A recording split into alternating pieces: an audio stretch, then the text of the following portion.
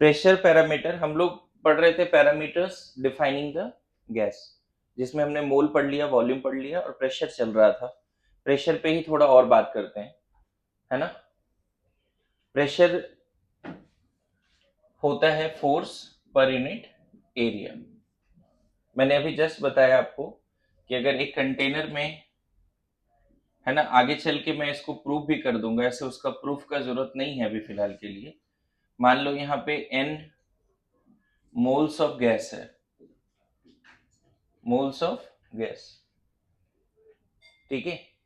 अब बताओ, जो गैस मॉलिक्यूल है कंटिन्यूअसली वो टकरा रहा है ना हर पॉइंट से, कोई ऐसा पॉइंट है जिससे वो टकरा नहीं रहा होगा?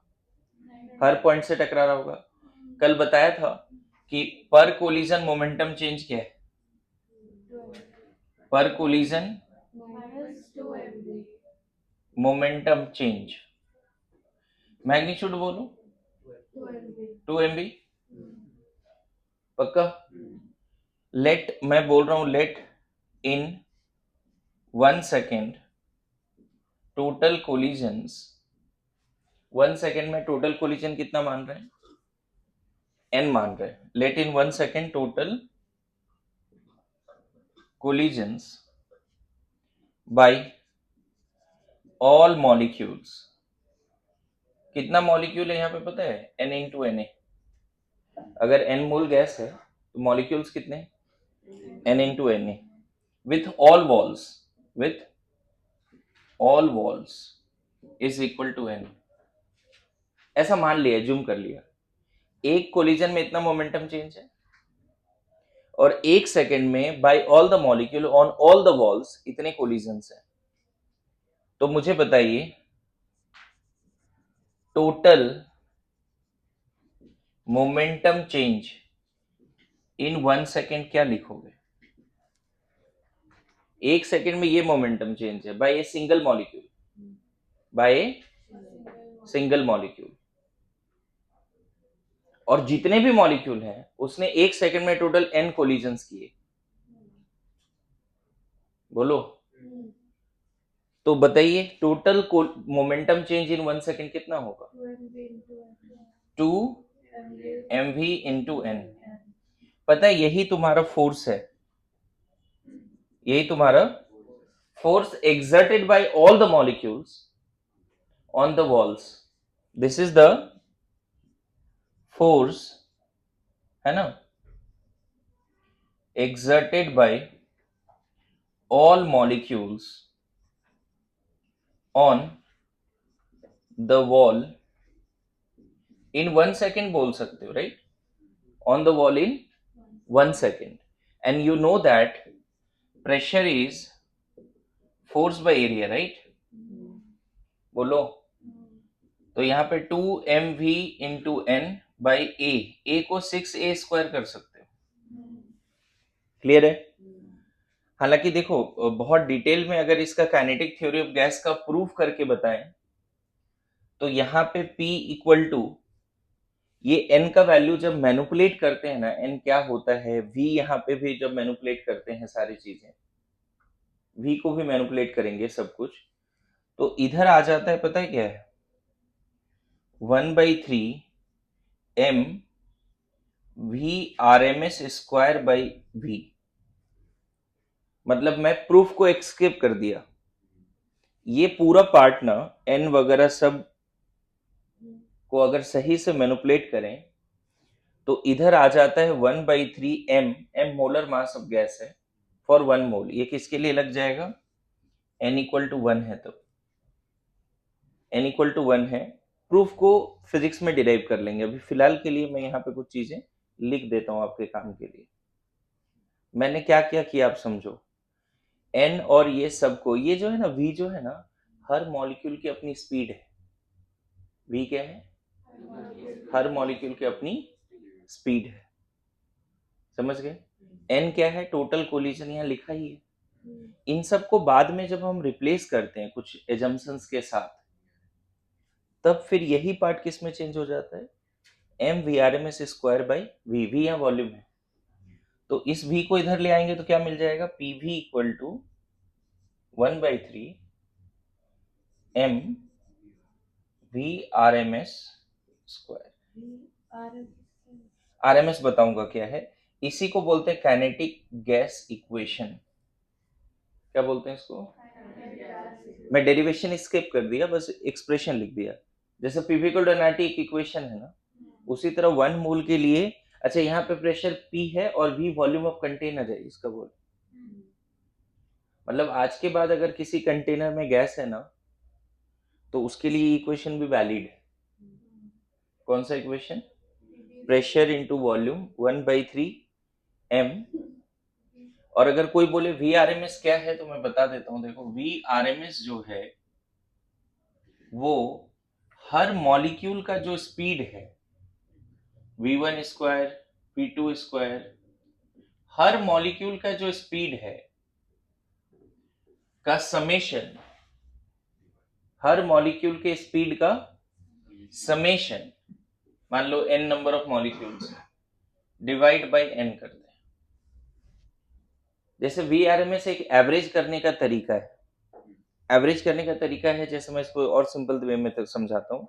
मान लो तुम लोग सारे, कोई आया बाहर से और पूछा कि इस क्लास का एवरेज मार्क्स क्या है, एवरेज मार्क्स क्या है, तो हम उनको एवरेज मार्क्स कैसे बताएंगे? हर बच्चे का मार्क्स को ऐड करेंगे, नंबर ऑफ स्टूडेंट से डिवाइड कर देंगे। समझ में आ रहा है? और अगर मान लो हम बोल देंगे कि एवरेज मार्क्स 400 है, तो उनको समझ में आ जाएगा लगभग सारे बच्चे 400 लाते हैं एग्जाम में आउट ऑफ 720, ऐसा बोल देंगे। मेरी बात आ रही समझ में? लेकिन हम रूट मीन मार्क्स भी बता सकते हैं। रूट मीन मार्क्स ये भी एक एवरेज करने का तरीका है। जैसे 10 में आपने पढ़ा होगा मीन, मीडियन, मॉड, उसी टाइप का आरएमएस भी एक एवरेज करने का तरीका है। हर बच्चे के मार्क्स को, जो भी मार्क्स आए, पहले उसको स्क्वायर करेंगे। समझ में है? स्क्वायर को फिर ऐड करेंगे, फिर ऐड करने के बाद नंबर ऑफ स्टूडेंट से डिवाइड करेंगे, और लास्ट में जो आएगा उसका रूट भी लेंगे फिर से, क्योंकि हर बार स्क्वायर किया था। ये भी एक एवरेज करने का तरीका है। मेरी बात आ रही समझ में? ये भी एक एवरेज करने का तरीका है। हर मॉलिक्यूल का स्पीड को स्क्वायर किया, मान लो V1, V2, V3, V4, V5, ऐसे है ना। हर मॉलिक्यूल कंटेनर के अंदर ट्रेवल कर रहा है हाई स्पीड से। मोरलेस सबकी स्पीड ऑलमोस्ट सेम होगी, लेकिन फिर भी मैंने मान लिया कि सबकी स्पीड अलग अलग है, V1, V2, V3, V4। सबके स्पीड को स्क्वायर करो, फिर उस स्क्वायर को ऐड करो, फिर नंबर ऑफ मॉलिक्यूल से डिवाइड करो, और फिर उसका अंडर रूट ले लो। That is called VRMS। इस इक्वेशन में किसका क्या क्या मतलब है, सब समझ रहे हो, है ना? इसकी प्रूफ कहाँ मिलेगी? काइनेटिक गैस थ्योरी का वो वाले मॉड्यूल में। और मैं ये होमवर्क दूंगा कि इस इक्वेशन का डेरिवेशन करके आइए। आप यहां तक लिख के एक पेज छोड़ोगे और उसका डेरिवेशन करके आओगे। लिखिए जल्दी, क्विक।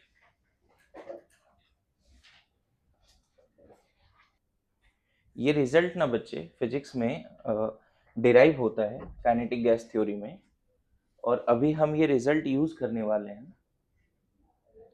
समझ गए? यहाँ पे m क्या है? Molar mass of gas. और v क्या है?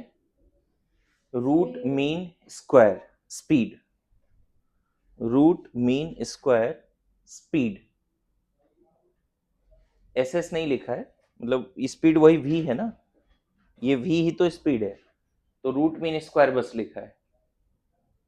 ठीक है? और VRMS का डेफिनेशन क्या है, ऊपर लिख दिया, आप देखो, बोलो। ये इक्वेशन हम आगे यूज करने वाले हैं। मैं फिर से बोल रहा हूं, इसके बाद ये कैसे आया, इसका डेरिवेशन आपके कॉपी में होना चाहिए। ओके? तुमने जो वो पीडीएफ बनाया था पूरे ही बनाया था ना, काइनेटिक गैस इक्वेशन वगैरह सब, तो मिल जाएगा आपको, है ना? वो आज आप ले सकते हैं। ठीक है, आज के आज कर लो, थोड़ा सा पार्ट है।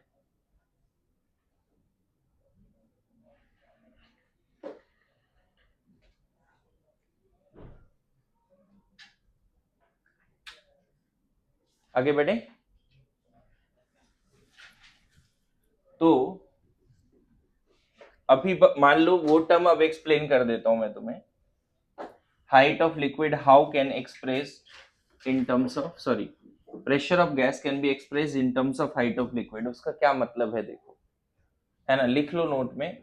Pressure of gas can be express in terms of height of mercury liquid. Pressure of gas can be expressed in terms of height of mercury liquid. Pressure of gas can be expressed in terms of height of mercury liquid. काश वो अभी barometer device होता मेरे पास तो मैं तुम्हें बता देता कि कैसे वर्क करता है. फॉर द टाइम बिंग देखो, एक जार है ना, इसके अंदर एक इस तरह का कैपिलरी ट्यूब है ना, ऐसे. समझना क्या क्या केस है इसमें. ये सब इनबिल्ट है, प्रॉपर फिक्स्ड है ये पूरा सेटअप. ये सिलेंड्रिकल ट्यूब है, ये भी तुम्हारा सिलेंड्रिकल ग्लास जैसा है. जैसे होता है ना, एक ग्लास यहाँ रखा हुआ है फिक्स है, और उस ग्लास के टॉप पे एक कैपिलरी ट्यूब अटैच है. सब सील्ड है प्रॉपर. और यहाँ पे ये पूरा सेटअप मरकरी इसके अंदर भी है बच्चे, है ना. ये जो जगह है ना, इससे मरकरी अंदर जा सकता है. इस ग्लास के अंदर भी मरकरी है, इस बाउल में तो मरकरी है ही, इस ग्लास के अंदर भी मरकरी है, और इस ट्यूब में भी थोड़े दूर तक मरकरी है. समझ गए? इस ट्यूब में भी थोड़े दूर तक मरकरी है. इमेजिन करो इस पूरे सेटअप को सील कर देते हैं और अंदर वैक्यूम है. इमेजिन करो इस तरह का सील्ड एक ऐसा डिवाइस है जो मैं यहाँ लेके आया. यहाँ पे वैक्यूम है, इसके अंदर भी वैक्यूम है, ऊपर से क्लोज है. ठीक है. अब क्या हुआ, जैसे ही मैं इसको यहाँ लाया, यहाँ टेबल इमेजिन करो, उस पर रख दिया और ऊपर का कैप हटा दिया, क्या होगा फिर? जैसे ही कैप हटाओगे क्या होगा, क्या चेंजेस आएंगे? जैसे ही कैप हटाओगे बच्चे, तो जो ये बाउल में जो मरकरी है ना, इधर नहीं, इसको तुरंत एटमॉस्फेयर का, एयर का कोलिजन मिलना शुरू हो जाएगा. अरे यस नो, इन सब जगह पे कौन कोलाइड करने लगेगा? Air molecule. लेकिन क्या ये जो अंदर कैपिलरी ट्यूब के अंदर जो मरकरी है, क्या उसके ऊपर एयर है? नहीं है. इसको ओपन करने के बाद भी यहाँ तो एयर नहीं आएगा ना. क्यों नहीं आएगा? क्योंकि ऊपर क्लोज है. ये ट्यूब भी वैक्यूम था और पहले बाहर वाला एरिया भी वैक्यूम था, लेकिन कैप जैसे हटाया, बाहर का जो आउटर लिक्विड सरफेस है उस पर कौन कोलाइड करने लगा? एयर. तो पता है, इस पॉइंट को मान लो मैं ए बोलता हूं. ए पॉइंट पे जो प्रेशर है उसी को बोलते हैं 1 atm. ए पॉइंट पे जो प्रेशर है उसको क्या बोलेंगे बच्चे? प्रेशर एट ए इज क्या? हमने डिफाइन ही किया है कि pressure exerted by atmospheric gases is 1 atm. ऐसे डेफिनेशन है 1 atm का. Pressure exerted by atmospheric gases sea level, मतलब 2-3 फ्लोर पे भी चलेगा, 10 फ्लोर के ऊपर भी लगभग हम सी लेवल मान सकते हैं. थोड़ा बहुत प्रेशर कम होता है, 0.99 atm हो जाएगा, उससे ज्यादा. हाँ, अगर 20 किलोमीटर ऊपर चले जाओगे अर्थ सरफेस से तो प्रेशर फिर ड्रास्टिकली कम हो जाएगा, क्योंकि वहां पे एयर कम है. 50-100 किलोमीटर ऊपर चले जाओगे, 500 किलोमीटर ऊपर चले जाओगे तो स्पेस में ही चला गया, तो प्रेशर क्या हो गया? जीरो. अरे समझ रहा है, ग्रेविटी रहेगा लेकिन एयर का प्रेशर क्या हो जाएगा स्पेस में, जस्ट अर्थ की ग्रेविटी से बाहर चले गए. तो एक डेरिवेशन फिजिक्स में है कि जैसे जैसे अर्थ सरफेस से ऊपर जाते हैं तो प्रेशर का क्या एक्सप्रेशन है. समझ में है? थोड़ा सा अगर इंटरेस्ट है साइंस में तो थोड़ा सा वो एक्सप्रेशन देखना कि how the pressure of atmospheric gases varies with the height from the earth surface. Earth surface पे जैसे जैसे ऊपर जाओगे प्रेशर क्या होगा? कम होता जाएगा. और नॉर्मल सी बात है, लॉजिकल भी है. ज्यादातर सी लेवल में ही सबसे ज्यादा एटमॉस्फेयर कौन फेस कर रहा है? हम लोग जो अर्थ पे रह रहे हैं. अरे ये सुनो, पक्का ना? मतलब मुझे क्या लगता है कि अर्थ सरफेस पे, मान लो ये अर्थ है, तो कम से कम 20 किलोमीटर तक तो सेम तरह का एयर है. बहुत ज्यादा नहीं ऐसे बोल सकते कि 10-20 किलोमीटर ऊपर जाओ उतना फर्क नहीं पड़ेगा. अरे समझ रहे हैं? चलो 2-4 किलोमीटर तक भी फर्क नहीं पड़ेगा, लेकिन हम क्या 4 किलोमीटर ऊपर भी जाते हैं क्या? नहीं जाते ना। एरोप्लेन में कभी कभी चले जाते हैं, अरे ऐसा नहीं है ना। लेकिन बहुत ऊपर में बोला जाता है टेम्परेचर भी -40 तक चला जाता है कभी कभी, है ना। आप कभी फ्लाइट में अनाउंसमेंट सुनो तो बताता है ये हाइट है, बाहर की टेम्परेचर ये है, सुना है कि नहीं? तो मेरे कंसर्न है कि आप प्रेशर कांस्टेंट मान लो। यहाँ पे जो भी इंसान है उसके ऊपर कितना प्रेशर लग रहा है, कोई भी चीज है अर्थ सरफेस पर, उस पर कितना प्रेशर लग रहा है, 180। Good to go. तो बताओ इस पॉइंट पे, ये भी तो अर्थ सरफेस पे रखा हुआ है, ये बैरोमीटर, तो इस लिक्विड सरफेस पे कितना प्रेशर लग रहा है? इनफैक्ट इसके हर पॉइंट पे कितना प्रेशर लग रहा है? बाहर वाले बाउंड्री पे भी सेम लग रहा है, लेकिन I am interested on the pressure on liquid surface. अच्छा, इस पॉइंट पे कितना प्रेशर है, बी पॉइंट पे? बताओ जल्दी बताओ। अगर मान लो बी पॉइंट कैपिलरी ट्यूब के अंदर है, तो इस बी पॉइंट पे कितना प्रेशर है? उसके ऊपर तो एयर ही नहीं है, अरे इसके ऊपर वैक्यूम है ना। तो initially pressure at A 1 atm है, बट प्रेशर एट बी 0 है। क्यों 0 है? ऊपर एयर ही नहीं है। लिक्विड में फ्लूइड मैकेनिक्स भी एक टॉपिक है ना, फिजिक्स में पढ़ोगे फ्लूइड मैकेनिक्स। फ्लूइड मैकेनिक्स में ये बोला जाता है कि लिक्विड, अगर कोई लिक्विड है तो वहां पे अगर हॉरिजॉन्टल लाइन ड्रॉ करो, कोई लिक्विड है और हॉरिजॉन्टल लाइन ड्रॉ करो, अगर स्टेशनरी लिक्विड है तो हॉरिजॉन्टल लाइन में सेम प्रेशर होगा, है ना। इसको ऐसे समझ लो, मान लो एक समंदर है इस तरह से, ऐसा है ना। अगर तुमने, ये पानी रुका हुआ है, ठहरा हुआ है, फ्लो नहीं कर रहा है, एकदम स्टेशनरी वाटर है, तो यहां पे अगर एक लाइन ड्रॉ करोगे ना, है ना, तो इसके हर पॉइंट पे प्रेशर क्या होगा, सेम होगा। यहां पे एक लाइन ड्रॉ करोगे तो इसके हर पॉइंट पे प्रेशर क्या होगा, नो डाउट इसके हर पॉइंट पे प्रेशर, मान लो P1 P2 बात करें, इसके हर पॉइंट पे P1 है, इसके हर पॉइंट पे P2 है, नो डाउट P1 ज्यादा होगा, क्योंकि P1 के ऊपर वाटर ज्यादा है, P2 के ऊपर वाटर कम है। यहां पे एक लाइन ऐसे ड्रॉ करोगे तो यहाँ पे P3, इसके हर पॉइंट पे क्या होगा। अगर ये वाटर रुका हुआ नहीं रहता ना, फ्लो कर रहा होता, तब ऐसा नहीं होता। स्टेशनरी वाटर मस्ट हैव, और जब तक प्रेशर सेम नहीं होगा वाटर थोड़ा ऊपर नीचे एडजस्ट करेगा अपने आप को। मेरी बात समझ रहे हो? वाटर में सेम हाइट पे, मान लो ये तुम्हारा ग्राउंड सरफेस है, बताओ इस पॉइंट का हाइट और इस पॉइंट का हाइट ग्राउंड से सेम है या नहीं, तो प्रेशर सेम हो।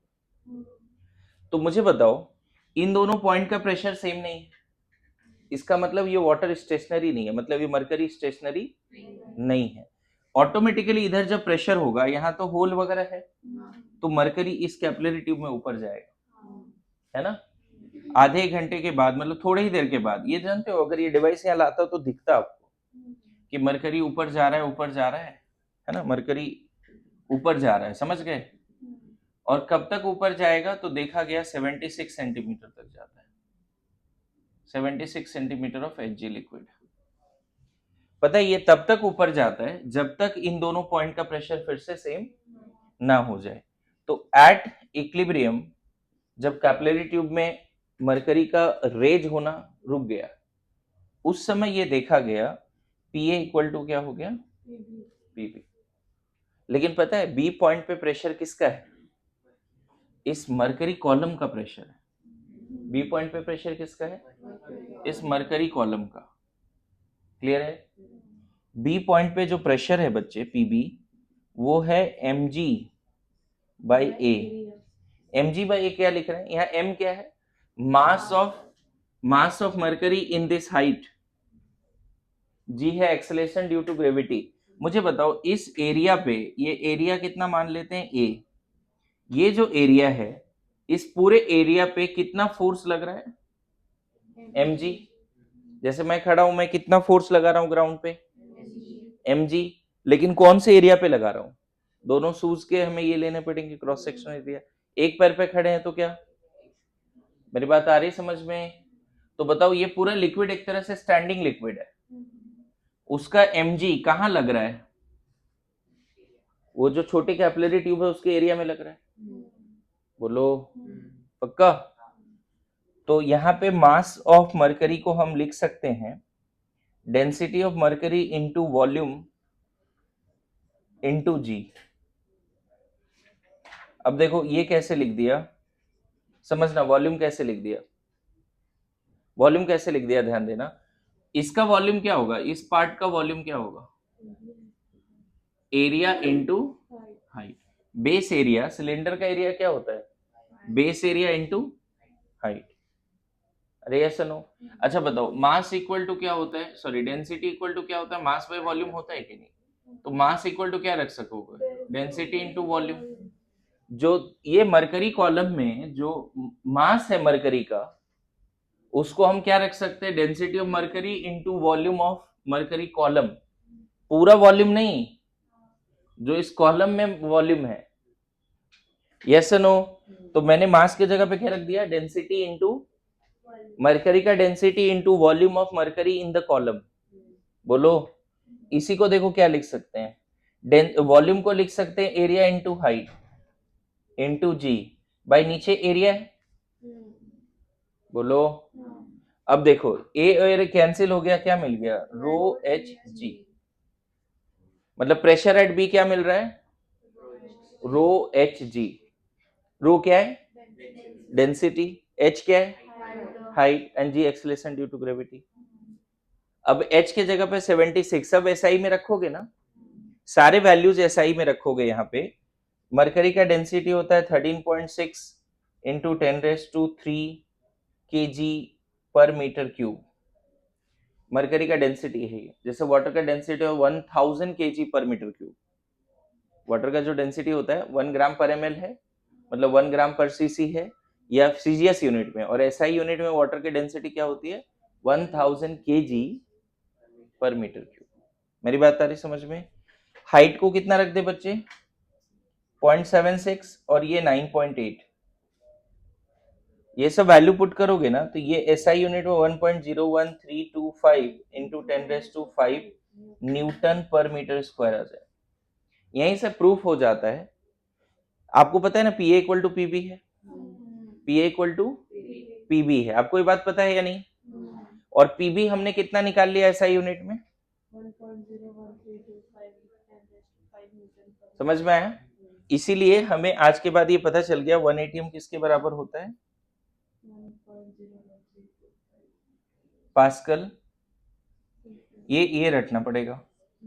अभी भी देखो मैंने मीनिंग नहीं समझाया कि 1 ATM equal to 76 centimetre mercury column का क्या मतलब है। एक बार फिर से रिपीट कर रहा हूं, क्या मतलब है वो समझना। देखो मैंने मोल में बताया था, ये बात फिर से बता देता हूं।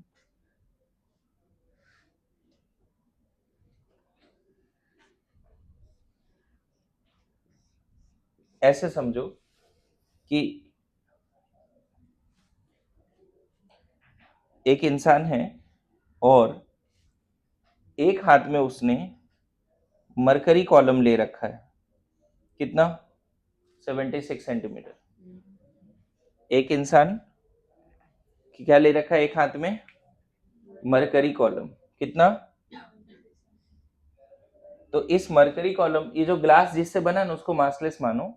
सिर्फ इस इंसान को इस वाले पार्ट में इस मरकरी का वेट को फील करना पड़ रहा होगा। जैसे मान लो एक हाथ में अगर मैं खड़े हो जाऊं ऐसे किसी के इंसान, तो वो क्या फील करेगा? मेरा वेट। अरे ऐसा पक्का? तो इस हाथ में अगर मैंने 76 सेंटीमीटर मरकरी कॉलम रखा है, तो जो हाथ का वो एरिया जो मरकरी के कांटेक्ट में है, इस तरह से है ना बच्चे, हाथ का वो एरिया जो मरकरी के कांटेक्ट में है, उस एरिया को टोटल कितना फोर्स फील हो रहा होगा? mg। सिर्फ उस एरिया को वो फील हो रहा होगा, कितना फोर्स? mg force. और वो एरिया जो कांटेक्ट में है उसको mg बाय एरिया कर दें, दैट इज द प्रेशर। मतलब इस पॉइंट पे उसको जो प्रेशर फील हो रहा है, बात समझ रहे हो? अर्थ सरफेस पे रहते हुए, इधर आप कैपिलरी ट्यूब में सिर्फ एयर भर दो, क्या भर दो, और आप मतलब अर्थ के ग्रेविटी से बाहर भी चले जाओ, लेकिन इस पूरे ट्यूब में क्या भरा हुआ, एयर। एयर का हाइट का इमेजिन नहीं कर सकते तुम, 100-200 किलोमीटर भी है, मतलब एयर भी एक फ्लूइड है ना। तो यहाँ पे जो प्रेशर है ना, वो प्रेशर किसका है, एयर का। और यहाँ जो प्रेशर है वो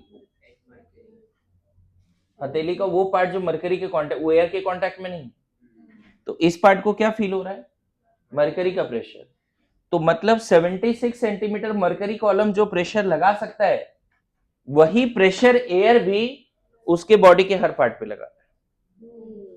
दैट इज द मीनिंग समझे।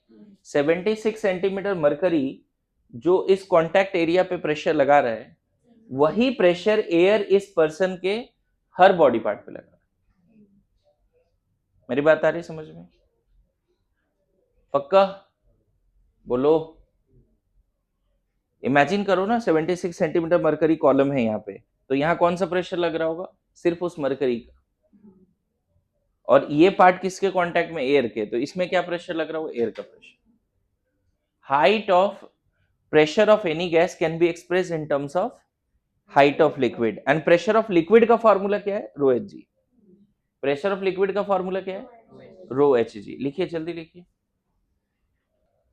देखो इस पार्ट को और अच्छे से मैं समझा सकता हूं तुम्हें, हटा दूं क्या सब लोग।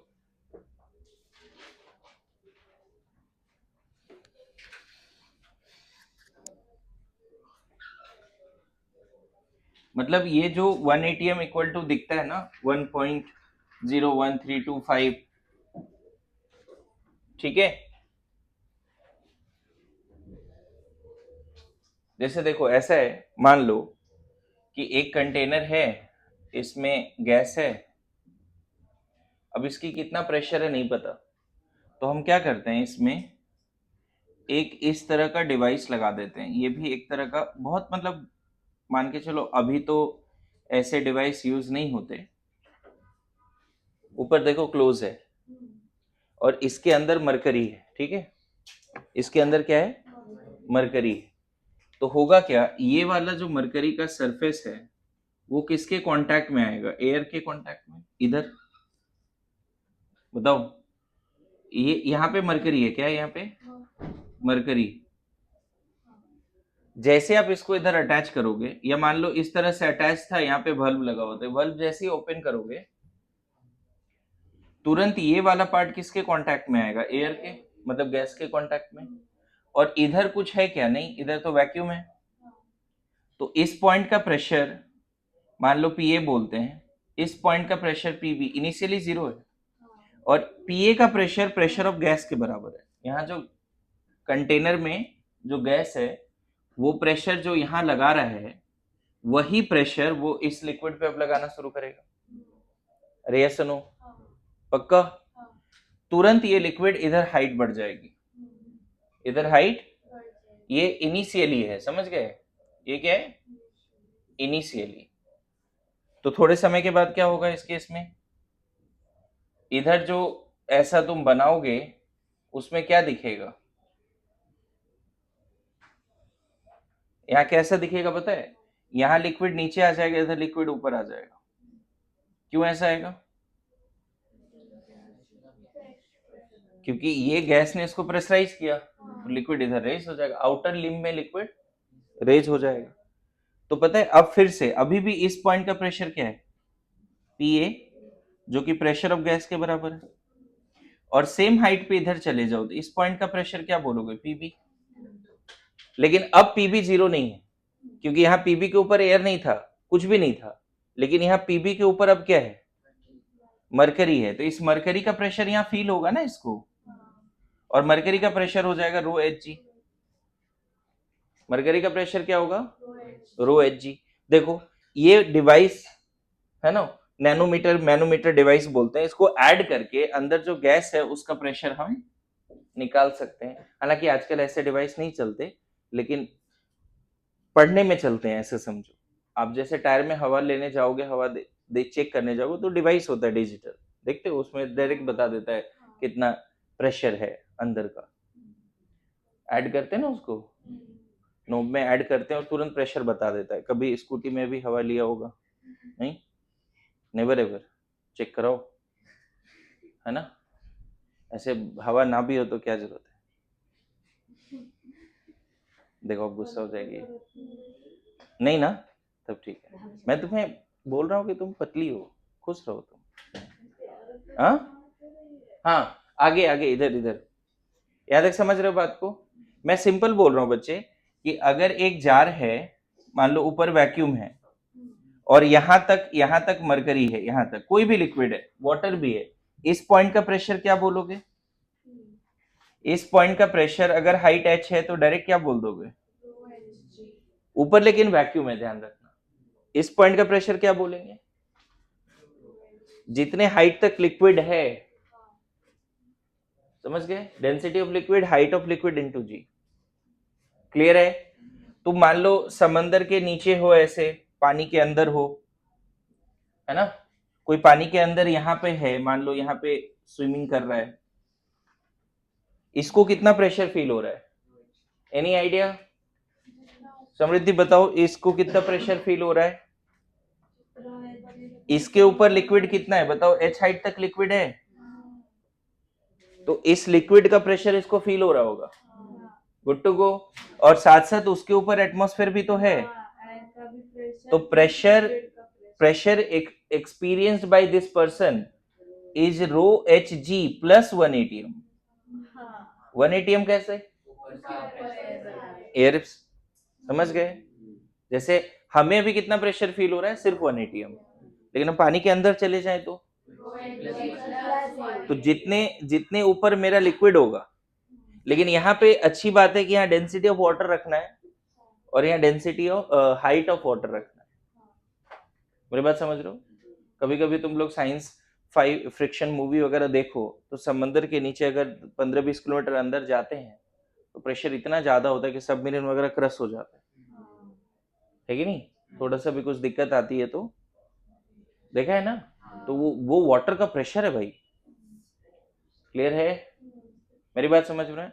अच्छा, मैं ये पूछना चाह रहा हूँ एक क्वेश्चन यहाँ पे कि ठीक है, मरकरी 76 सेंटीमीटर मरकरी कॉलम जितना प्रेशर लगाएगा उतना ही प्रेशर एयर हम पे लगा रहा है। गुड टू गो, है ना। अब मैं बोलूं कि तुम मान लो एक माउंटेन पे चले गए, माउंट एवरेस्ट वगैरह पे, बहुत हाइट पे, कम कितना हाइट है? लगभग 8 किलोमीटर है, सुनते हैं कितनी हाइट है जी माउंट एवरेस्ट की? 8233 मीटर कुछ ऐसा है, मुझे एग्जैक्ट, चलो 8 किलोमीटर मान लेते हैं। तुम यहाँ चले गए तो यहाँ पे तुम्हें कितना प्रेशर फील होगा? तुम्हारे ऊपर अब एयर तो कम है ना, तो पता चलता है कि यहाँ पे जो पर्सन है उसका प्रेशर मैं लिख रहा हूं, मान लो 25 centimetre of H G liquid. क्या मतलब है इसका? बहुत कम ना। बहुत हाइट पे है तो देखो कितना कम प्रेशर लिख दिया मैंने। आ रहा है समझ में? क्योंकि यहाँ पे कोई पर्सन हो तो उसको कितना एयर झेलना पड़ रहा है? 1 atm। यहाँ प्रेशर कितना बोल देंगे? 76 सेंटीमीटर ऑफ एच जी।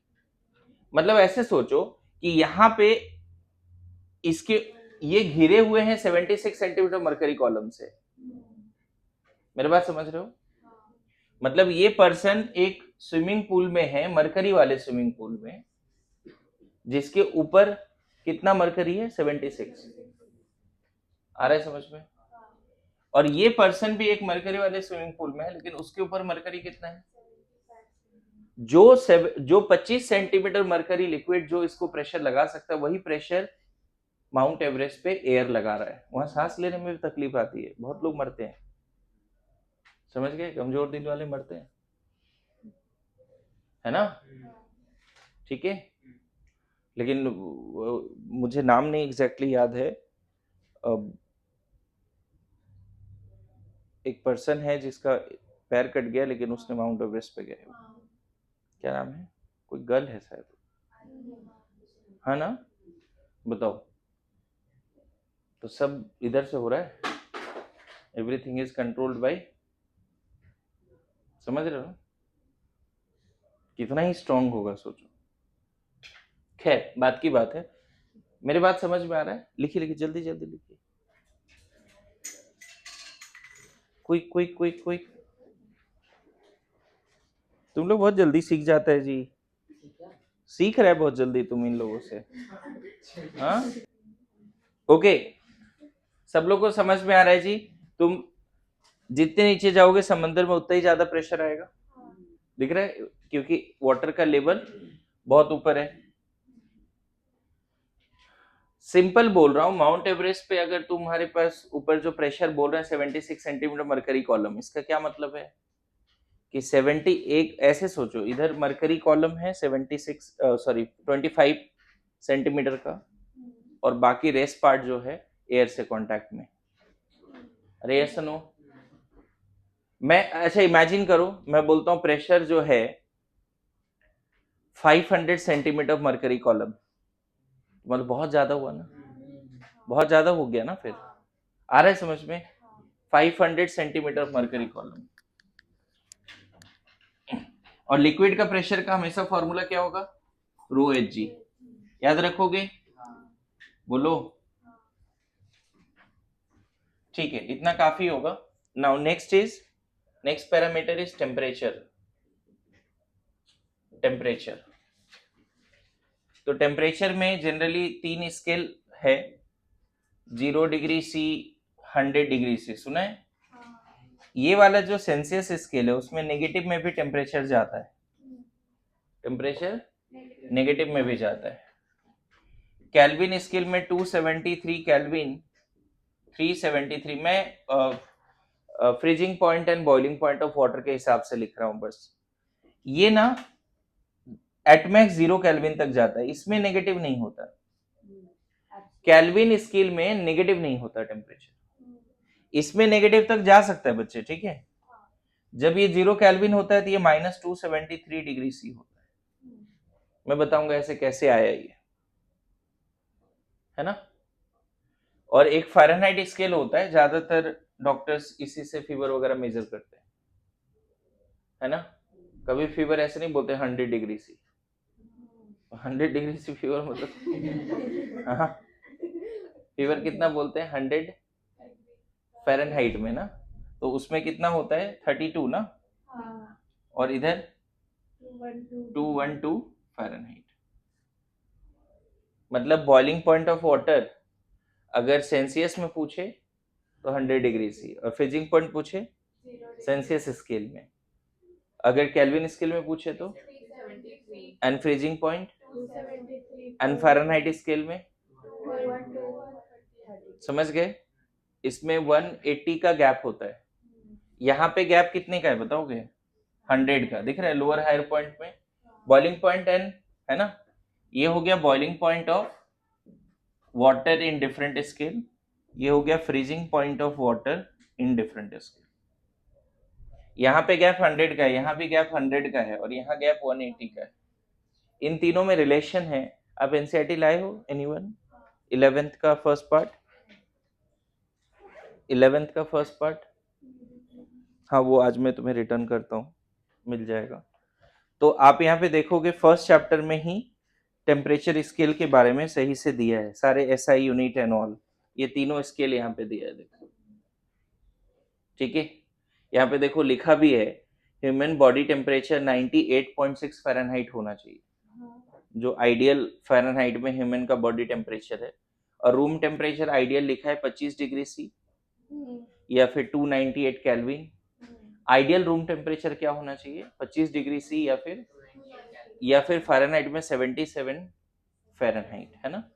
यहाँ पे अगर मैं बात करूं 25 डिग्री सी और यहाँ पे 298 केल्विन और यहाँ पे 77 फ़ारेनहाइट, ये क्या है? पूरा रूम टेम्परेचर है। क्या है ये? Room temperature. और बॉडी टेम्परेचर क्या है? नॉर्मल बॉडी टेम्परेचर इस वाले में तो मैंने बोल दिया कितना, 98.6 फ़ारेनहाइट। सारे स्केल में यहाँ पे लिखा हुआ है, इधर होना चाहिए 37 डिग्री सी और इसमें होना चाहिए 310 केल्विन। एनसीईआरटी का डायग्राम है, मतलब बॉडी टेम्परेचर तीनों स्केल में क्या क्या है?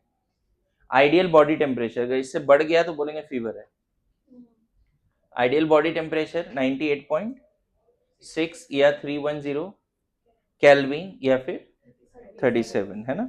इसमें आप हमेशा याद रखो kelvin is equal to degree C plus 273। अगर आपको केल्विन में निकालना है टेम्परेचर और डिग्री सी में दिया हुआ है तो 273 ऐड करना पड़ेगा। और यहीं पर एक और फॉर्मूला दिया हुआ, अगर फ़ारेनहाइट में निकालना है डिग्री सी में दिया हुआ है तो 9/5 डिग्री सी इंटू प्लस 32 ये फॉर्मूला एनसीईआरटी में है। यहाँ पे 0.15 भी लिखा है तो लिख लो 0.15। इधर भी इसमें फ्रीजिंग पॉइंट एग्जैक्टली लिखा है कितना, 273.15। समझ में आ रहा है। तो टेम्परेचर है क्या बेसिकली, देखो टेम्परेचर एक ऐसा फिजिकल क्वांटिटी है, पता है ये डिराइव्ड नहीं है, एब्सोल्यूट है। जैसे होता है ना, कौन कौन सा डिराइव्ड है पता है, फिजिकल क्वांटिटी दो तरह के होते हैं, कौन कौन से, फंडामेंटल एंड, तो ये फंडामेंटल फिजिकल क्वांटिटी, समझ गए। अब इसका कोई डेफिनेशन बोलेगा तो बस आप ये बोल के आ सकते हो कि it is the degree of measurement of degree of hotness और कूलनेस ऑफ द बॉडी और सब्सटेंस, कोई बॉडी। और इसको ना ऐसा नहीं है बस फील ही किया जा सकता है कि ये हॉट है और ये कूल है। मेरी बात समझ रहे हो, समझ गए। ऐसे देख के मतलब हो सकता है पता चल जाए, लेकिन आपको जो सेंस ऑर्गन है उसी से पता चलता है कि गर्म है या ठंडा है। सारे एसआई यूनिट का डेफिनेशन एनसीईआरटी में लिखा है, देखो जो 7 फंडामेंटल एसआई यूनिट है उसमें तुम्हारा है ना टेम्परेचर भी है और केल्विन लिखा है।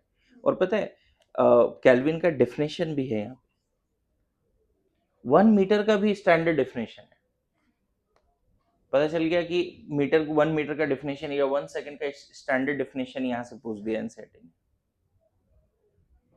और हमें पता ही नहीं है वो 1 सेकंड एसआई यूनिट, बस इतना पता है कि एसआई यूनिट ऑफ टाइम क्या होता है, सेकंड होता है, लेकिन 1 सेकंड का एक्चुअल डेफिनेशन क्या है पता है। यहाँ पे 1 सेकंड का जो डेफिनेशन लिखा है वो लिखा है, it is defined by taking the fix numerical value of caesium frequency, caesium frequency बोल रहा है ना, अनपर्टर्ब्ड ग्राउंड स्टेट हाइपर, मतलब कुछ ऐसा डेफिनेशन है जो स्टैंडर्ड बनाया गया जो कभी चेंज नहीं हो।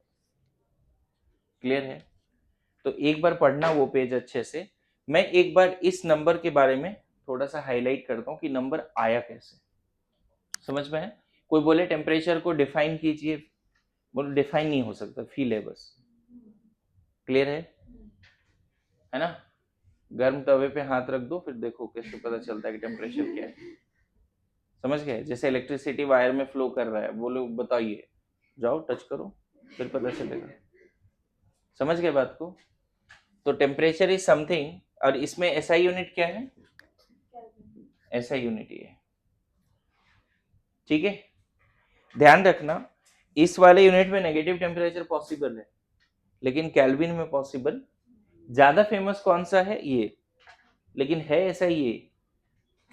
क्लियर है, लिख लिया। डॉक्टर बन गया, पता चला बॉडी टेम्परेचर नहीं पता है क्या होना चाहिए आइडियल, ऐसा ऐसा होगा नहीं। एमबीबीएस में तो सब सिखाएंगे ही तुम्हें अच्छे से, है ना। याद तक समझ गए। नाउ देखो क्या कंसेप्ट है ये, 273.15 आया कैसे वो समझाता हूँ। चार्ल्स लॉ मैं थोड़ा सा एक्सप्लेन कर रहा हूँ। चार्ल्स वाज द साइंटिस्ट जिसने क्या किया समझना।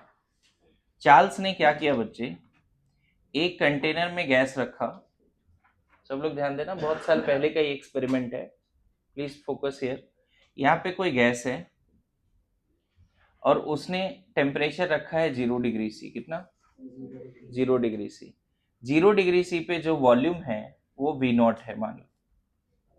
हमें नहीं पता गैस कितना है, 1 मोल है, 2 मोल है, 5 मोल है, लेकिन चलो यहाँ पे गैस है 0 डिग्री सी पे। और बाहर की प्रेशर उसने क्या कर दिया बच्चे, 1 atm फिक्स कर दिया। प्रेशर अब फील भी हो रहा है, हमें समझ में आता है, प्रेशर पढ़ाया अभी। अब ये रुका हुआ है पिस्टन, तो अंदर गैस का भी प्रेशर कितना है बच्चे, पिस्टन रुका हुआ है, समझना, पिस्टन रुका हुआ है। Number of mole of gas fixed है, बाहर का प्रेशर भी क्या है, फिक्स्ड है, कांस्टेंट प्रेशर है, और ये भी क्या है, फिक्स्ड है। सिस्टम ओपन नहीं है कि गैस बाहर लीक कर जाएगा, तो प्रेशर भी फिक्स्ड है, बाहर का एक्सटर्नल प्रेशर फिक्स्ड है और अंदर का मोल भी फिक्स्ड है। जब सब फिक्स्ड है और ये रुका हुआ है, पिस्टन ऊपर नीचे नहीं जा रहा है, उस समय उसने क्या देखा कि गैस का वॉल्यूम कितना है, V0, और ये पूरे प्रोसेस कौन से टेम्परेचर पे है, 0 डिग्री सी पे। अब उसने क्या किया, टेम्परेचर बढ़ाना शुरू किया। टेम्परेचर उसने 1000 बार एक्सपेरिमेंट रिपीट किया। जैसे ही उसने 1 डिग्री सी टेम्परेचर किया, जैसे ही टेम्परेचर क्या किया उसने 1 डिग्री सी किया, तो जैसे V इनिशियल ये है ना, तो V उसको क्या दिखा समझना, V0 प्लस V0 बाई 273 दिखा। मतलब जैसे ही उसने टेम्परेचर बढ़ाया, थोड़ा सा पिस्टन ऊपर गया। अब बताओ ऐसा क्यों होगा, समझना। जैसे वो टेम्परेचर बढ़ाएगा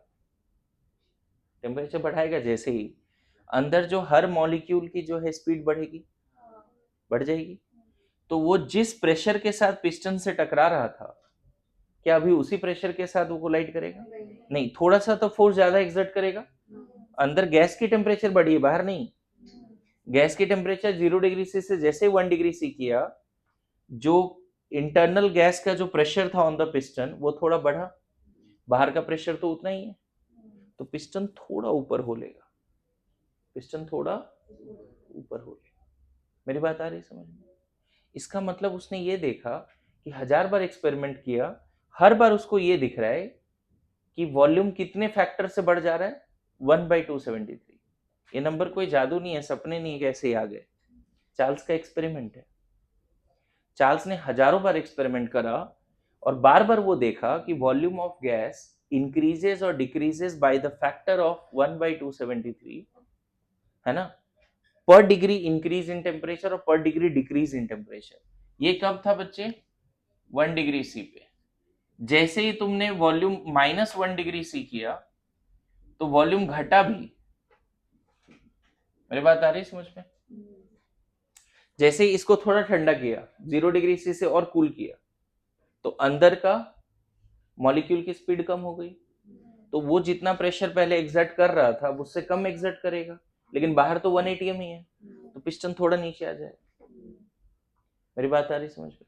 टेम्परेचर जैसे ही तुमने 5 डिग्री बढ़ा दिया, 5 डिग्री बढ़ा दिया, तब फाइनल वॉल्यूम कितना हो जाएगा, 5 times of V0 by 5 times. 5 degree C temperature कम कर दिया, 5 degree C, 5 degree C temperature कम कर दिया, क्या हो जाएगा, मतलब volume of gas at constant external pressure, fixed mass of volume of fixed mass of gas at constant external pressure increases or decreases, है ना, by increase and decrease in temperature. That is Charles law. अगर external pressure constant है, mass of gas fixed है, तो इस gas का अगर temperature बढ़ाएंगे तो वॉल्यूम भी बढ़ेगा, और टेम्परेचर कम करेंगे तो वॉल्यूम भी कम होगा। This is the Charles law. मेरी बात आ रही समझ में? बोलो। And by what factor it is increases or decreases? By what factor it is increases or decreases?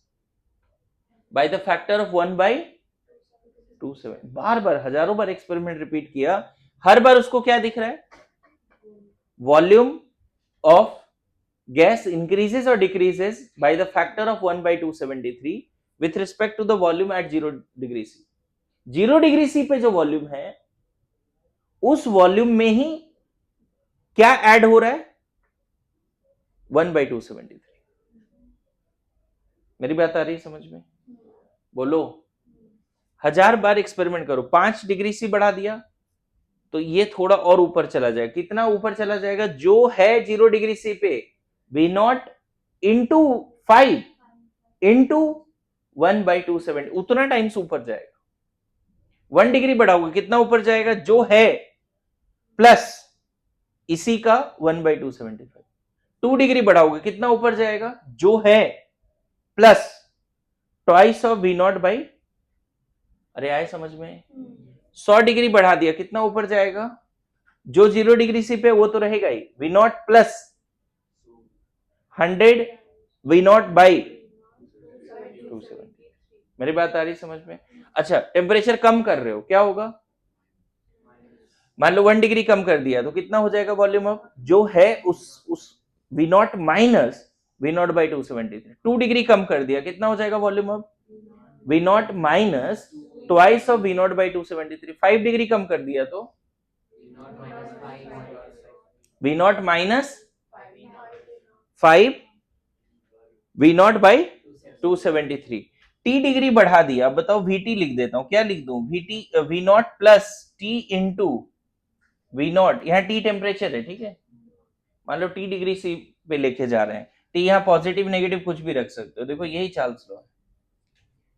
Volume of gas at T degree C is equal to V not plus twice T into V not by 273। यहां temperature किस में लेना है जी, T किस में लेना है, degree C. आ रहे समझ में। अब यहां तुम 1 रखो, 5 रखो, -5 रखो, जो रखना रखो, टेम्परेचर अपना तुम रख सकते हो केल्विन में।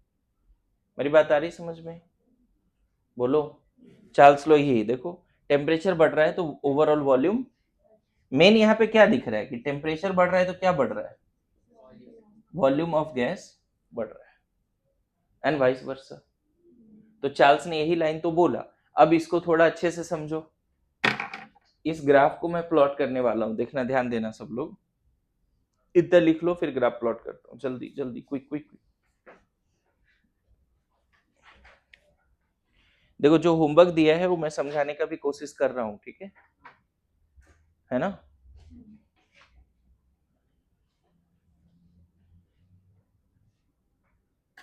Silence silence.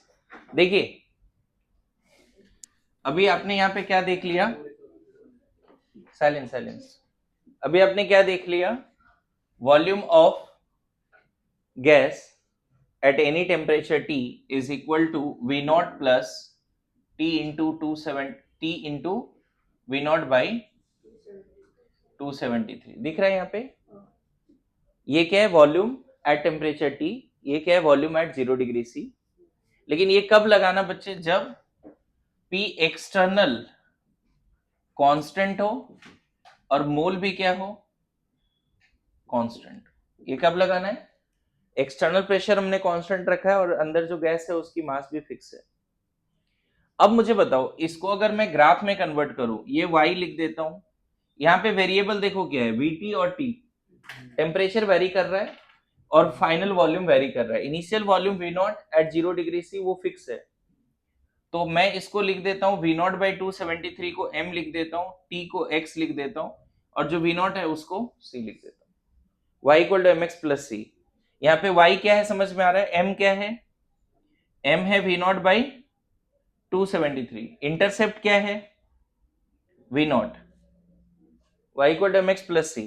अब देखो यहाँ पे जब ग्राफ इसको प्लॉट करोगे, ध्यान रखना अभी एक नया चीज सीखोगे, यहाँ पे हमने Vt रखा है, यहाँ T रखा है, इस वाले एक्सिस पे क्या रखा है बच्चे, Vt volume of gas at temperature T degree C, और इधर टेम्परेचर रखा है क्या, डिग्री C में।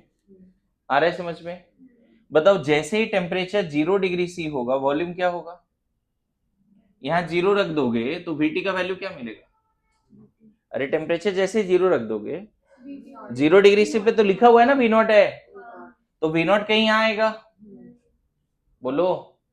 अच्छा जैसे ही तुम 1 डिग्री पे जाओगे तो थोड़ा सा V not plus V naught by 273, 5 degree पे जाओगे तो V not plus 5 V naught by 273, 10 degree पे जाओगे V not plus 10 V naught by 273। तो धीरे धीरे अगर टेम्परेचर बढ़ाओगे तो वॉल्यूम क्या होगा, दिख रहा है आपको, बोलो। हाँ सर। और अगर आप टेम्परेचर कम करोगे तब क्या होगा,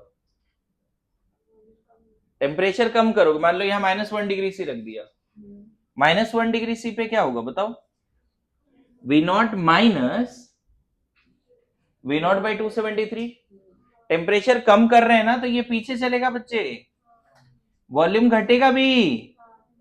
और ये देखा गया बच्चे, जैसे ही आप टेम्परेचर इसका कर देते हो -273 डिग्री C, यहां वैल्यू पुट करके देखो, V T कितना रख रहा हूं मैं, -273, कितना रख रहा हूं volume, sorry temperature -273 degree C. देखो क्या हो जाएगा, V0 प्लस -273 है ना, इंटू V0 बाई, देखो तो जीरो नहीं आ जा रहा है क्या?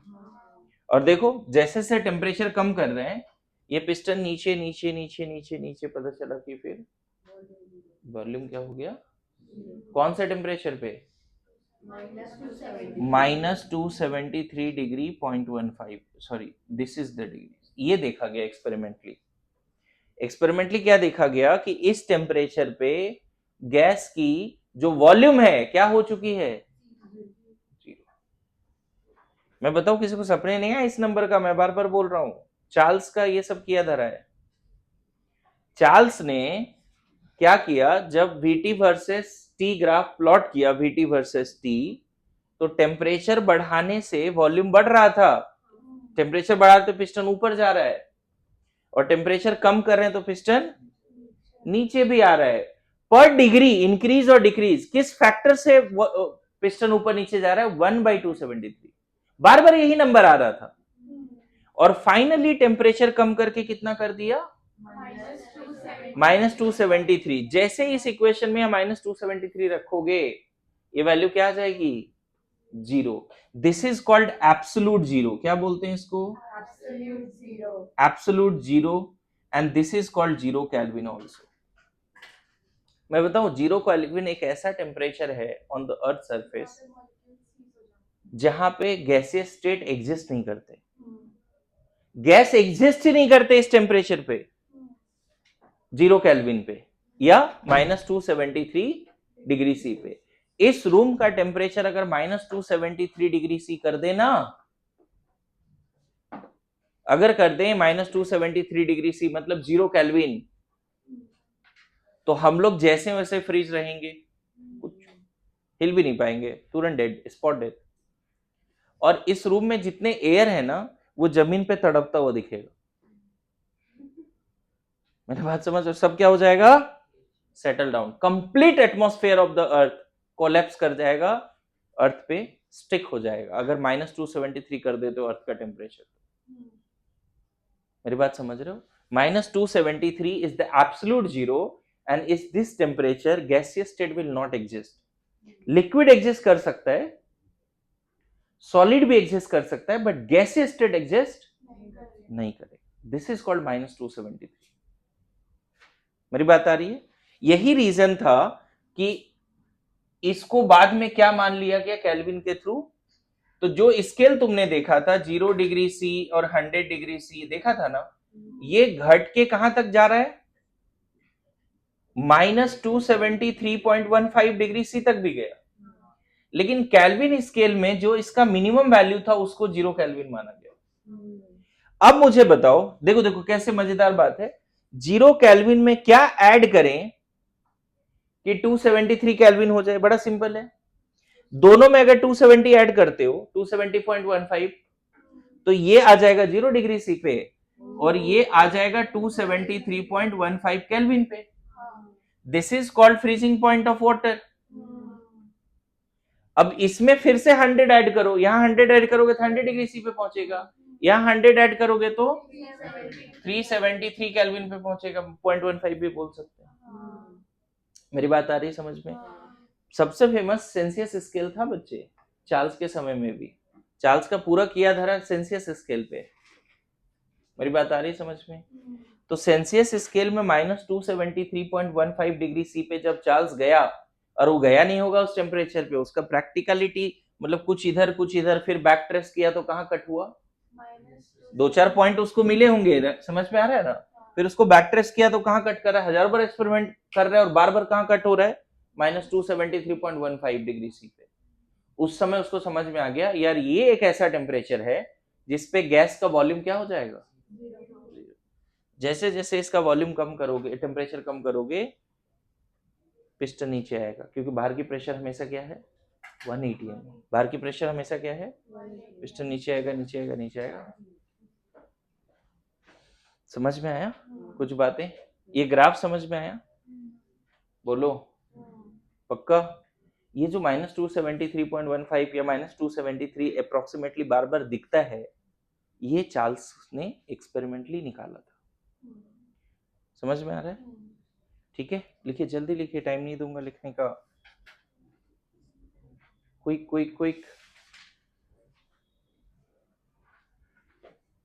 जल्दी। ओके, चार्ल्स लॉ थोड़ा बहुत समझ में आया? बातें नहीं सरयू।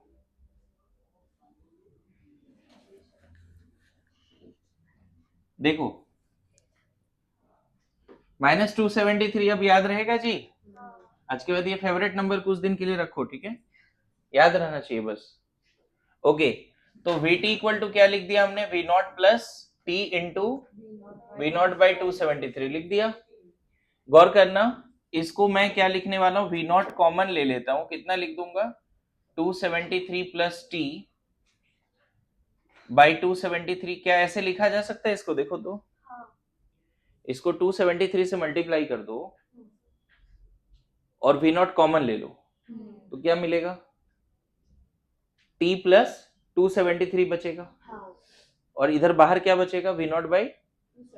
अब याद करो, 273 प्लस T, ये T डिग्री सी में है और ये 273। अभी थोड़ा देर पहले बोला था ये हो जाता है टेम्परेचर इन केल्विन, याद करो। तो यहां से तुम लिख सकते हो capital V is equal to, इसको कोई कांस्टेंट मान लो और यहां कैपिटल T लिख दो। देखो, अब सब एब्सोल्यूट पे हो गया, मतलब volume of gas proportional to absolute temperature. मैंने 273 प्लस T को क्या लिख दिया? कैपिटल T, मतलब टेम्परेचर इन केल्विन। अभी ये क्वेश्चन में टेम्परेचर किस में? डिग्री सी में है, लेकिन अभी जस्ट बताया था, आपको याद होगा कि टेम्परेचर इन केल्विन के लिए क्या लिखते हैं? डिग्री सी प्लस 273 लिखते हैं ना। तो यहाँ पे ये तो डिग्री सी में ही है और 273 ऐड किया, तो ये पूरा ऐड करके कितना हो जाएगा? तो ये कब लिखोगे बच्चे? जब P और N क्या होगा? Constant. Volume of fix mass of gas at constant external pressure is proportional to absolute temperature. This is called Charles law. V is proportional to T. V is proportional to volume of fixed mass of gas at constant external pressure is proportional to absolute temperature. कब P और N क्या होना चाहिए? This is called Charles law. यही है Charles law. समझ गए? बोलो, क्लियर हो रहा है? तो जो पुराने डिग्री सी वाला इक्वेशन था उसको एक्चुअल में, अभी जब चार्ल्स लॉ पढ़ोगे ना किसी बुक में, ये स्टोरी नहीं बताएगी, डायरेक्ट ये लिखा मिलेगा। ये पूरा स्टोरी बताते ही नहीं, कम बुक में बताते हैं, डायरेक्ट ये मिलेगा, volume of fix mass of gas proportional to क्या? Absolute temperature in degree, sorry in Kelvin. Volume is proportional to absolute temperature in Kelvin. आया समझ में? कब P और N कांस्टेंट होना चाहिए। This is Charles law, this is the mathematical form of Charles law. अब Charles law पढ़ना अच्छे से, एनसीईआरटी, ओल्ड एनसीईआरटी और जो मॉड्यूल का पीडीएफ भेजने वाला हूं उससे चार्ल्स लॉ ढंग से पढ़ना, ठीक है? लिख लिया?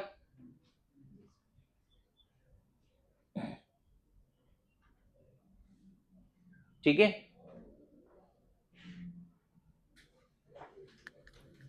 देखो इसको लॉजिकली अगर समझना है बच्चे चार्ल्स लॉ को, तो ऐसे समझ लो, एक कंटेनर है, यहाँ पे देख, यहाँ पिस्टन लगा हुआ है, पी एक्सटर्नल क्या है बच्चे? कांस्टेंट है, और नंबर ऑफ मोल भी फिक्स है, चलेगा? इनिशियल कंडीशन पे वॉल्यूम V1 है, टेम्परेचर T1 है। वॉल्यूम V1 है, टेम्परेचर T1 है। जैसे तुमने इसको हीट किया, जैसे हीट किया है ना, नंबर ऑफ मोल अभी भी फिक्स है, पी एक्सटर्नल अभी भी फिक्स्ड है। अरे आ रहा है समझ में?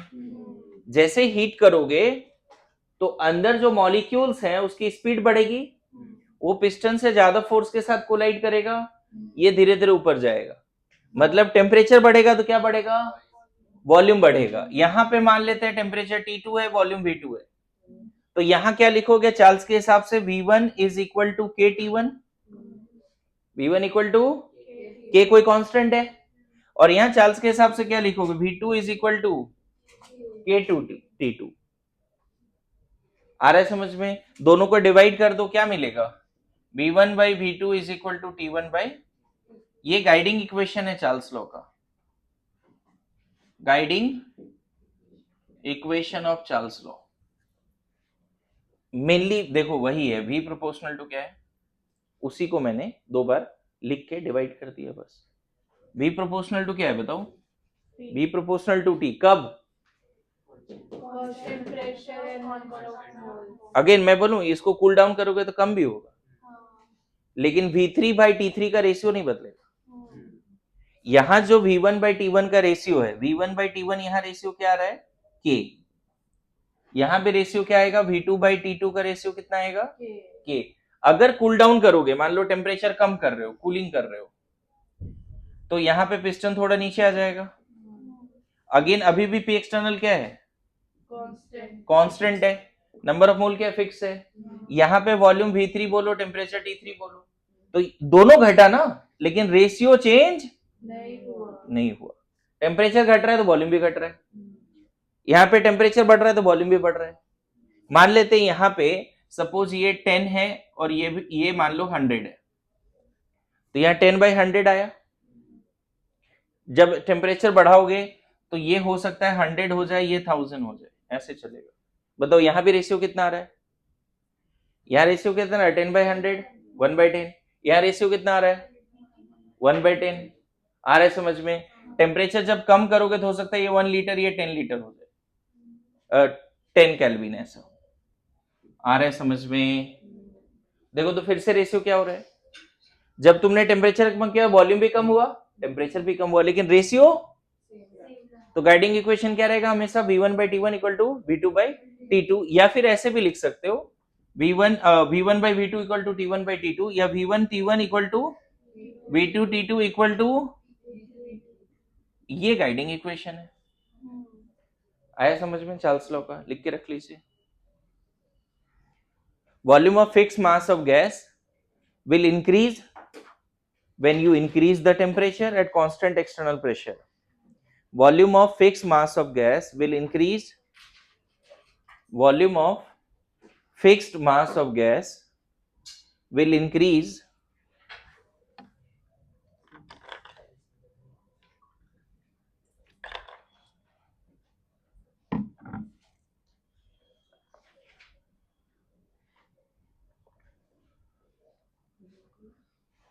वही, volume of fix mass of gas will increase with increase in temperature and will decrease with decrease in temperature at constant external pressure, at constant external pressure।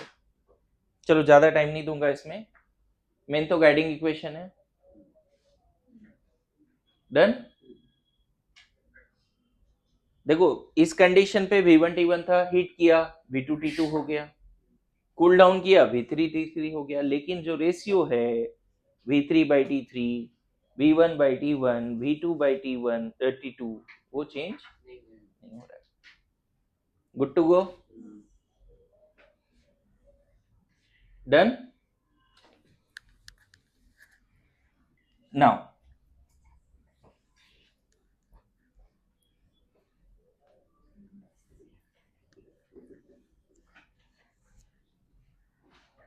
यहां तक समझ गए? देखो ये जो इक्वेशन है PV equal to nRT, ideal gas equation, तुम खुद देखो, अगर इसको कांस्टेंट कर देते हो और इसको भी कांस्टेंट कर देते हो, बोलो R तो ऐसे भी कांस्टेंट है, ये दोनों अगर कांस्टेंट है, ये बदल नहीं रहा है, तो T बढ़ाओगे तो बैलेंस कैसे होगा इक्वेशन? अगर मान लो T बढ़ा रहे हो, इक्वेशन बैलेंस कैसे होगा जब V बढ़ेगा? सिंपल लॉजिक है। ये सब कांस्टेंट कर दिया, ये भी कांस्टेंट कर दिया, अब टेम्परेचर बढ़ा, ये बढ़ जाएगा ना टेम्परेचर बढ़ाने से, तो फिर बराबर कैसे आएगी? बराबरी कैसे होगी? बराबरी करने के लिए क्या करना पड़ेगा? वॉल्यूम बढ़ाना पड़ेगा। अरे ऐसा नो, अच्छा मान लो वॉल्यूम बढ़ा रहे हो, ये सब बदल नहीं सकते, इसको भी बदल नहीं सकते, तो बदलना किसको पड़ेगा? सिंपल। तो यहां से भी दिख रहा है कि जब ये सब कांस्टेंट है तो V किस पर डिपेंड करेगा? तो आइडियल गैस इक्वेशन में सब लॉ छुपा हुआ है। पीवी कोड एनआरटी में सारे लॉज वहीं छुपे हुए हैं, क्योंकि ये बना ही सारे लॉज के कंबाइन करके। आ रहा है समझ में? कुछ नहीं समझ आया, इक्वेशन लिख के देख लो कौन सा लॉ है, पता चल जाएगा। ये और ये कांस्टेंट है, तो v किस पर डिपेंड कर रहा है? क्या क्या कांस्टेंट हो चुका है? Pressure, mole and R. तो वेरिएबल क्या है? तो डायरेक्ट रिलेशन दिख रहा है ना, v proportional to t। Inverse तो नहीं दिख रहा है, बोलो, इनवर्स नहीं दिख रहा है। अब मान लो अगर तुम्हें ग्राफ बनाना पड़ता है बच्चे, v versus t graph, v versus t, यहां केल्विन में है, समझ गए? तो 0 केल्विन पे वॉल्यूम होता है क्या किसी गैस का? नहीं होता है, 0 केल्विन पे नहीं होता है, ऐसा ग्राफ चलेगा v वर्सेस t ग्राफ। और पता है इस लाइन के हर पॉइंट पे प्रेशर और मोल क्या होगा? इस लाइन के हर पॉइंट पे प्रेशर और मोल क्या होगा? कांस्टेंट। नहीं समझे? v किस पे डिपेंड कर रहा है? t पे। और इस लाइन के हर पॉइंट पे प्रेशर और मोल क्या होगा? कांस्टेंट। क्लियर है? Good to go? ग्राफ समझ में आ रहा है?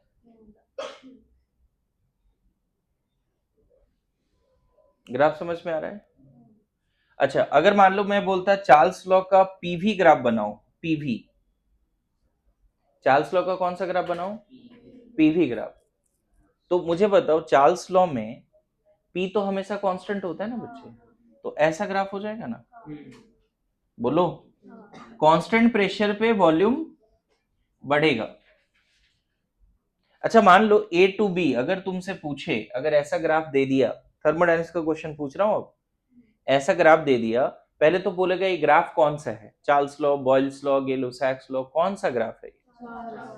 Charles law. क्यों? क्योंकि प्रेशर क्या दिख रहा है और वॉल्यूम क्या दिख रहा है? वेरिएबल।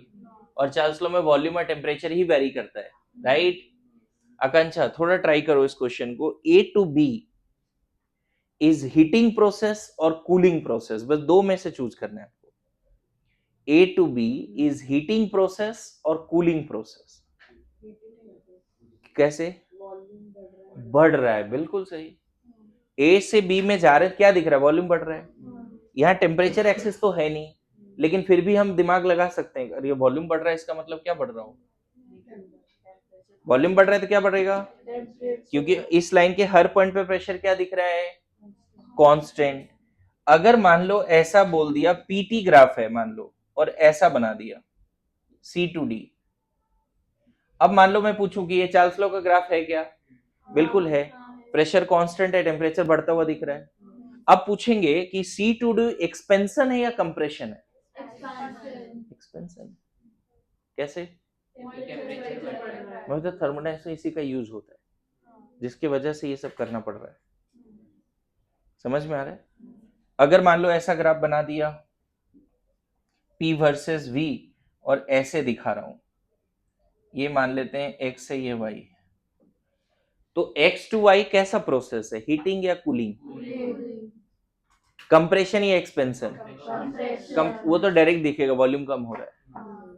कंप्रेशन एक्सपेंशन पूछने वाला सवाल नहीं है। अगर भी पीवी ग्राफ यहां बोल रहा हूं, बताओ वो एक्सपेंशन है कंप्रेशन है? ए टू बी तो दिख रहा है, वॉल्यूम बढ़ रहा है। कोई भी बोल देगा ए टू बी यहाँ क्या है? एक्सपेंशन है। लेकिन यहाँ पे हिडन क्या है? टेम्परेचर। तो मैं पूछ दिया कि ए टू बी हीटिंग है कूलिंग? क्योंकि वॉल्यूम बढ़ रहा है तो टेम्परेचर बढ़ेगा। यहाँ पे देखो, यहाँ पे ये थोड़ी पूछूंगा बताओ A to C to D heating है या कूलिंग? दिख रहा है भाई टेम्परेचर बढ़ रहा है, तो हीटिंग कूलिंग नहीं पूछा। यहाँ हिडन क्या था? वॉल्यूम। तो आपको पता ना सी टू डी एक्सपेंशन है या कंप्रेशन? एक्सपेंशन है। यहाँ पे देखो फिर से पीवी ग्राफ है। अब यहाँ मैं ये नहीं पूछूंगा ये कंप्रेशन या एक्सपेंशन है, एक्स टू वाई। तो एक्स टू वाई क्लियर दिख रहा है क्या है? कंप्रेशन। लेकिन मैं ये पूछ सकता हूँ कि एक्स टू वाई कूलिंग है या हीटिंग? क्यों? समझ गए? एक्स टू वाई क्या है यहाँ पे? कूलिंग। यहाँ पे सी टू डी क्या है? एक्सपेंशन। हीटिंग तो है ही, वो बोलने का जरूरत नहीं है। बोलो, यहाँ पे ए टू बी क्या है? आ रहा है समझ में? तो चार्ल्स लॉ को थोड़ा इस लेवल पे समझना पड़ेगा, ये सब ग्राफ भी समझनी पड़ेगी। क्लियर है? हर जगह देखो प्रेशर कांस्टेंट है, प्रेशर कांस्टेंट है। Constant pressure process and moles भी अगर फिक्स है तो चार्ल्स लॉ। प्रेशर कांस्टेंट रहना चाहिए और फिक्स मास, क्लोज कंटेनर होना चाहिए, जो अंदर कोई गैस है वो लीक नहीं होना चाहिए, फिक्स मास ऑफ गैस होना चाहिए। समझ गए? डन? मान लो यही क्वेश्चन आ गया अभी टेस्ट में, यही ग्राफ दे देंगे और बोलेंगे बताइए ए टू बी हीटिंग है या कूलिंग है, कर पाओगे? तो चार्ल्स लॉ इसीलिए हम लोगों को पढ़ना पड़ रहा है। समझ गए? अभी भी देखो क्या चल रहा है, मैं बताऊं क्लास में, टर्म्स रिलेटेड टू थर्मोडायनेमिक्स। क्या चल रहा है? Terms related to thermodynamics. जैसे सबसे पहले हमने सिस्टम सराउंडिंग बाउंड्री पढ़ा ना, उसके बाद हम पढ़ रहे हैं गैस को डिफाइन करने के लिए क्या क्या जरूरत पड़ता है। तो गैस को डिफाइन करने के लिए अभी तक जो पैरामीटर है वही सब चल ही रहा है। अभी किसी गैस को डिफाइन करने के लिए इसी पे बात ही चल रही है कि आप एकदम कंफर्टेबल हो जाओ मोल पे। वॉल्यूम ऑफ गैस का क्या मतलब है, वॉल्यूम ऑफ सॉलिड लिक्विड का क्या मतलब है, प्रेशर का क्या मतलब है, प्रेशर का यूनिट क्या है, उसमें कोई डाउट नहीं चाहिए। फिर टेम्परेचर में कोई डाउट नहीं चाहिए। तीनों स्केल अच्छे से आना चाहिए, वन स्केल से दूसरे में कन्वर्जन आना चाहिए। आ रहा है समझ में? अभी भी हम क्लास में क्या कर रहे हैं, terms related to thermodynamics, terms related to thermodynamics. ठीक है? बॉयल्स लॉ वगैरह भी है, चार्ल्स लॉ तो मैंने लगभग में जितना सिलेबस में है सभी बता दिया आपको, मतलब जो सिलेबस डिलीटेड है वो पूरा ही बता दिया, लेकिन स्टिल वो मॉड्यूल करना ही पड़ेगा घर पे सबको। Now moving towards next term. Next term है तुम्हारे पास extensive properties. Extensive properties, extensive intensive से पहले हम लोग पढ़ लेते हैं थर्मोडायनेमिक पैरामीटर्स, वो ज्यादा सही रहेगा। लिखो थर्मोडायनेमिक पैरामीटर्स, थर्मोडायनेमिक पैरामीटर्स है ना, थर्मोडायनेमिक क्वांटिटीज है ना, फंक्शंस। ठीक है? थर्मोडायनेमिक पैरामीटर्स, क्वांटिटीज, फंक्शंस क्या है ये समझो। कोई भी सिस्टम को डिफाइन करने के लिए, मान लो एक गैसियस सिस्टम ही है, मान लो गैसियस सिस्टम है, इस सिस्टम को डिफाइन करने के लिए थर्मोडायनेमिक के बेसिस पे, थर्मोडायनेमिक के बेसिस पे इसको डिफाइन करने के लिए हमारे पास कुछ फंक्शंस हैं, कुछ फिजिकल क्वांटिटीज हैं, कुछ थर्मोडायनेमिक पैरामीटर्स हैं, कुछ थर्मोडायनेमिक वेरिएबल्स हैं। क्या है? वेरिएबल्स। जैसे मैं सिंपल बोलूं कि मान लो इसी को डिफाइन करना है, तो इसका नाम होगा, इसका हाइट होगा, कलर होगा, एज होगा, स्टैंडर्ड किस में है वो सब होगा कि नहीं होगा। उसी तरह किसी एक सिस्टम को डिफाइन करना है तो we need some physical quantities, and obviously उसमें चार तो अभी पढ़ लिया, एन वी टी पी।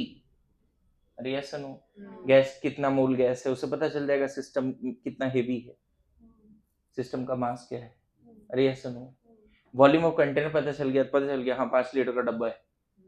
अरे यस नो, अंदर जो गैस है उसका प्रेशर 5 एटीएम है, बोलेंगे अरे यार बहुत प्रेशर है, क्योंकि 1 एटीएम समझते हैं हम। अरे यस नो, टेम्परेचर बोल दी 100 डिग्री सी है तो टच मत करो, फिर बात समझ रहा है। टेम्परेचर बोल दी बहुत ज्यादा है। तो पैरामीटर्स किसी भी थर्मोडायनेमिक सिस्टम को डिफाइन करने के लिए we need some parameters. Getting my point? है ना? जैसे मान लो यहाँ बैठे हुए हैं और बोल रहे हैं मनाली का टेम्परेचर अभी जो है 5 डिग्री सी, तो थोड़ा सा मनाली एक मान लो सिस्टम है सपोज, तो पता तो चल गया ना कि ठंडी है उधर। अरे यस नो, तो थर्मोडायनेमिक्स में जिस सिस्टम को हम रिसर्च कर रहे होते हैं, जिस सिस्टम के बारे में समझ रहे होते हैं, उस सिस्टम को डिफाइन करने के लिए कुछ पैरामीटर्स होते हैं। अगर गैसियस सिस्टम है ये तो जरूर रहेगा, लेकिन अब इसके बाद कौन कौन सा पैरामीटर है उसके पास, तो हमें पता चलता है जब कंप्रेशन एक्सपेंशन होगा यहाँ पर, तो हमें वर्क के बारे में आइडिया होना चाहिए। जब पिस्टन ऊपर नीचे जाएगा तो हमें किसके बारे में आइडिया होना चाहिए? वर्क के बारे में। जब हीट एक्सचेंज होगा सिस्टम एंड सराउंडिंग के बीच में, तो एक और पैरामीटर क्या है, हीट। समझ गए? इसी सिस्टम को डिफाइन करने के लिए एक और पैरामीटर है इंटरनल एनर्जी। क्या पैरामीटर है? Internal energy. इसी को डिफाइन करने के लिए एक और पैरामीटर है इंथैल्पी। इसी सिस्टम को डिफाइन करने के लिए एक पैरामीटर है दैट इज कॉल्ड एंट्रोपी, और एक और पैरामीटर है दैट इज कॉल्ड। इतने पैरामीटर्स होते हैं एक सिस्टम को, इसके अलावा बहुत कुछ है, लेकिन थर्मोडायनेमिक्स में इतना पढ़ना है, थर्मोडायनेमिक्स में इतना पढ़ना है। क्लियर हो रहा है? So what are the thermodynamic parameters, quantities, variables, functions? In order to define a system, we need some physical quantities, and those physical quantities are known as thermodynamic parameters, quantities, functions, variables. आ रहा है समझ में? आ रहा है? लिखो, in order to define in order to define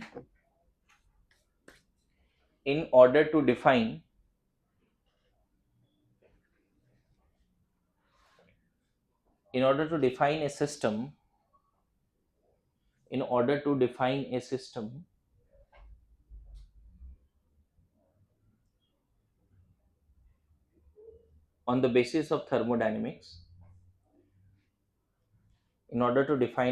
on the basis of thermodynamics, we need some physical quantities, है ना? In order to define a system on the basis of thermodynamics, we need some physical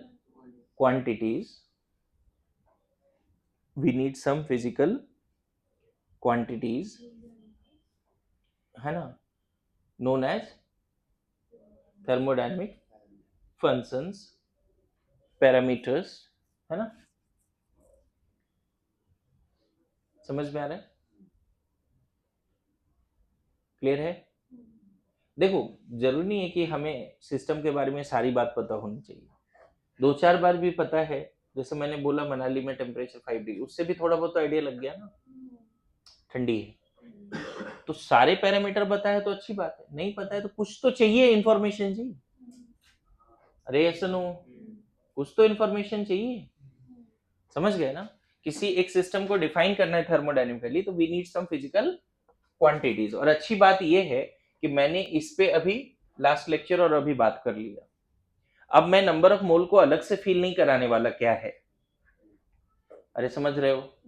volume of container को अलग से feel नहीं, volume समझ में आना चाहिए, प्रेशर कितना एग्जर्ट हो रहा है वो समझ में आना चाहिए, टेम्परेचर क्या है वो समझ में आना चाहिए।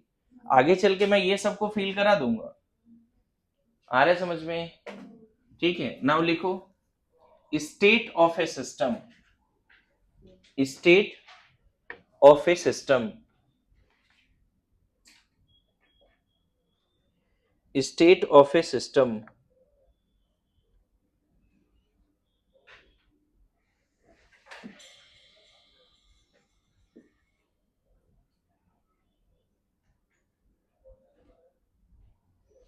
क्या मतलब होता है state of A system?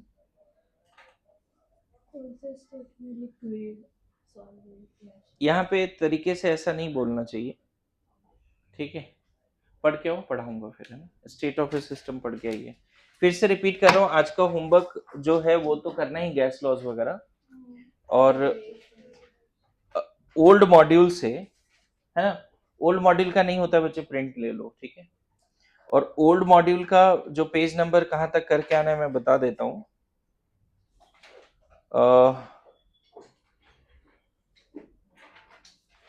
Page number लिख लो, 193, 194, 195, 196। कहां तक करके आना है ओल्ड मॉड्यूल का? एनी हाउ अच्छे से रफ में लिख के पढ़ के आओ, ठीक है? 193 से 196 तक, ठीक है?